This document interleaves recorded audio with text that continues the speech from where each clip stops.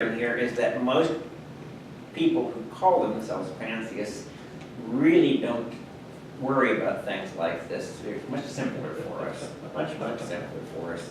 We probably miss a lot of logical inconsistencies that way, but we don't care, I guess.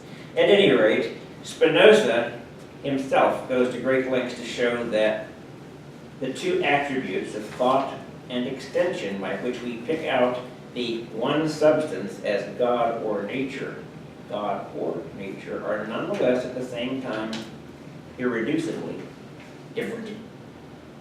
Thought and extension are not the same thing. They may be co-referring, but they're not synonymous. Partial identity. Even accepting a classical conception of identity and difference, there remain issues. If we think of pantheism as a rejection of the view that God is distinct from the cosmos, cosmos, pantheism rejects that, or at least a lot of pantheism does. We face four possible schemes by which we might represent their relationship. We might understand God as a proper part of nature. We might take nature as a proper part of God. We might regard the two domains as partially overlapping, or we might hold that they are strictly identical. It might be argued that only where we find strict classical identity do we have pantheism. For if the universe is not wholly divine, we have mere, this is in the glossary too, immanentism, which is a belief that God pervades the universe, but is not identical with the universe. While if God includes, but is not exhausted by the universe, then we have rather pantheism, with which I was already familiar. God includes, but is not identical with the universe. Pantheism.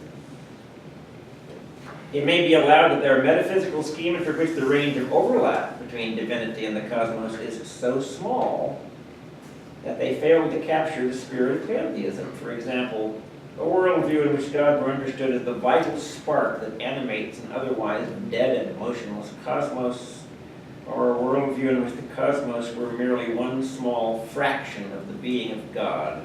Those both seem far from the spirit of pantheism as we know it today. However, to limit the term pantheism's application to just those schemes advancing strict classical identity would be far too restrictive.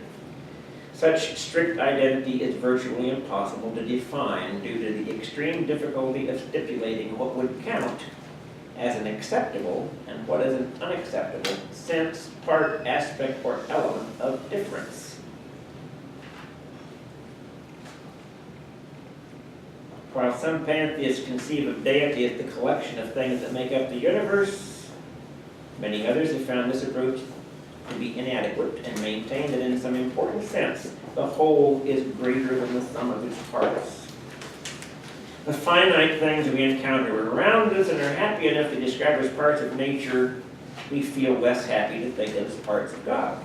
I don't have any problem with that myself, but Please. but many people do. Yeah.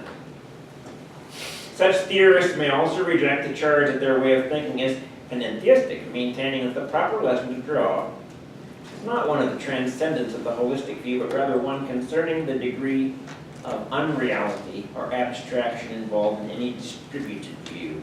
In short, does any admission of difference between the world as common sense experiences it, what we see out the window there, or what we see in the room here, the world as common sense experiences it, and the divine cosmos as pantheism understands it, amount to a concession either that there are aspects of experience which fall outside deity, or aspects of deity which fall outside experience? If so, then the class of true pantheists threatens to become null. In the end, and I have this underlined, No. in the end, rather than to attempt to draw sharp but artificial and contentious lines, it seems much more fruitful to maintain that the boundaries of demarcation between immanence, pantheism, and pantheism are vague and porous. You can't really do it and come up with anything that is useful. And it's almost like you could diagram this in a series of Venn diagrams where you've got, God and cosmos, and partially overlapping would be one type, and totally overlapping another type. Not overlapping at all. It doesn't come as any surprise that pantheists argue about what they believe as much as Christians do. And in fact, quite a few Christians are pantheists, actually. Okay, this approach of keeping them vague and porous has the further advantage of keeping together thinkers who were historically cognate. If the essence of pantheism lies in strict classical identity, the issue of who is or is not a pantheist comes down to the dispute of whether there could be any conceivable aspect or side of reality which was not natural, and or whether there could be any conceivable aspect or side of reality which was not divine. But these are abstruse points which can only take us away from the fundamental pantheistic intuition of the overlap of God and nature, the intuition that in grasping the reality before us, we grasp God in person, not something separate or intermediary. I think that deserves repeating. The fundamental pantheistic intuition of the overlap of God and nature, the intuition that in grasping the reality before us, we grasp God in person, not something separate or intermediary. Okay. 4, the nature of the identity relation itself. To say that God is identical with the world as a whole is not self-explanatory. And although often the matter is left vague, examination of the literature reveals a variety of different understandings of the identity relation being asserted here. Identity of God and the world. Substance identity. For Spinoza, the claim that God is the same as the cosmos is spelled out as the thesis that there exists one and only one particular substance, which he refers to as God or nature. The individual thing referred to as God is one and the same object as the complex unit referred to as nature or the cosmos. One and the same object. I have a question. Do you consider man to be nature? Do I consider? Okay, we're talking about what I think. Okay. Absolutely. Part of nature, you mean? Okay, so pantheists believe that mankind is part of nature. Man is not exceptionalist, not exceptional. Man, we are just as much a part of nature as that tree out there or a bug So in your identity, or a rock in the ground, There is nothing special about man except that we're thinking about whether we're special or not. And we don't know whether the whales or the dolphins or any of the other beings that we're aware of the existence of are doing the same thing. So if you have an identical identity that nature and the cosmos are the same, or nature and God are the same. I'd say maybe even most pantheists would say that, yes. So these identical ones are perceiving God as outside themselves?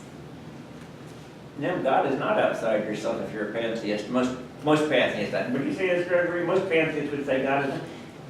You don't, and it says later on here, you don't have to pray to God because you're already part of God. In that sense, there is instantaneous communication going on there, The fact that you're even thinking about something. But is there not resonant vibrations. Is there not a separation, too, of thought and extension, as you alluded to earlier? Between what? Thought and extension? I don't know. I guess you have to consider the cat's looking in a mirror. Does the cat recognize itself? Very good question. You could ask the same thing about people. Do we really recognize ourselves in the mirror, or we merely recognize a concept of ourselves? I'd go for the second one myself. Because we're getting several removes from whatever reality may be when we're looking at an image in a mirror. Okay, we were in substance identity here. Parts. The terminology of parts. Parts are relatively autonomous from the whole and from each other, and Spinoza's preferred terminology of modes, which are to be understood as more like properties, he chose that to rectify this problem. A further problem with the terminology of parts is that many pantheists have wanted to claim that God or nature is not just the whole or totality of things. That's a tough sentence here for me. Is not just the whole or totality of things, but is somehow the inner essence or the heart of each individual thing. This may be expressed in the idea that somehow the whole is present in each of its parts. A suggestion whose meaning has often been deliberately left metaphorical or obscure. I'm going for obscure here myself.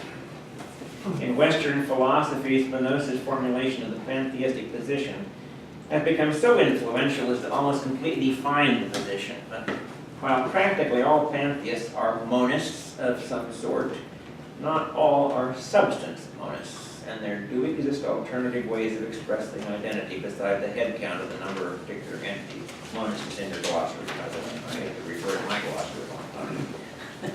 I forgot now what it means. Okay, monism, a theory or doctrine that denies the existence of a distinction or duality in some spheres of that between matter and mind or God and the world. Or the doctrine that only one supreme being exists. Okay, so we have a statement here that, what is that statement?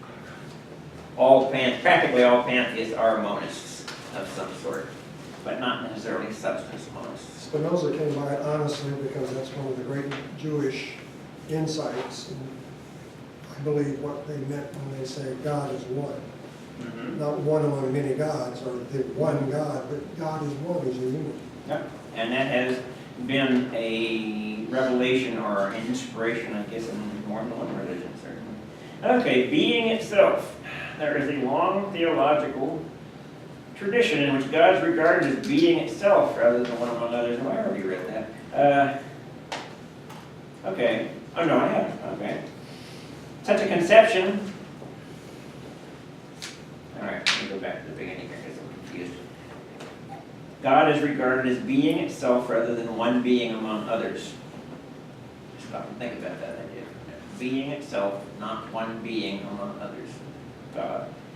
Insofar as it treats God as something to be found inseparable from, and at the very root of all that is, such a conception may be used to express pantheism.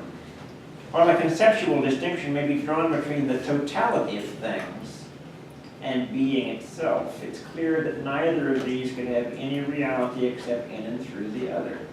The identification of God with being itself is a common Christian view, from Augustine to Tillich, but it's not exclusive to Christian thought. For example, Ibn Arabi, I didn't pronounce Arabi correctly, is developing the Quranic notion of God's unity, also in the Quran, asserts there can be no real being other than God, that God permeates through all beings and is essentially all things. That from one school of Islam. 3, the identity of origin. A third way to express the identity of God and nature is by reference to the thought that all things come from God, rendering them both identical with each other and with the one source from which they came. Spinoza, for example, argues that God is the immanent cause of all things. He draws an important distinction between the universe considered in active mode as cause and the very same universe considered in passive mode as effect. This is an important doctrine for the way in which it links with necessity, modeled more on the way in which the theorems of geometry derive from its axioms than on the sense in which a work of art derives results from the free or spontaneous activity of its artists. Pantheistic creation of this type courts determinism that threatens to rule out free will, and that's been a very common objection to pantheism, ruling out free will, being very deterministic. And definitely in the past, pantheists have been guilty of that. Yeah, guilty is the right word. Or can be described as that, if guilty is the right word. Okay, teleological identity. This is my favorite in this section, I think. Teleological identity, religious worldviews in which it's the ultimate destiny or purpose of the cosmos to achieve oneness with, or to fully express deity, provide a fourth model for understanding pantheistic claims of identity. The true identity of the universe is that which is revealed at the end of all things. For example, on the absolute idealist scheme, history culminates in the complete realization of God or absolute spirit in the world. So as Schelling put it, in the last days, God will indeed be all in all, and pantheism will be true. By way of objection to such teleological conception of identity, it might be challenged that something can only become merged with God or become God if it is now different from God. But against that, it could be replied that if the notion of teleology be taken seriously, a thing more truly is what it is destined to become than what it currently seems to be. That's deep. In fact, I was reminded coming here tonight in the car of the old Saturday Night Live skit about deep thoughts. I don't remember who that was. Him and Al Franken. Small lady. Okay. The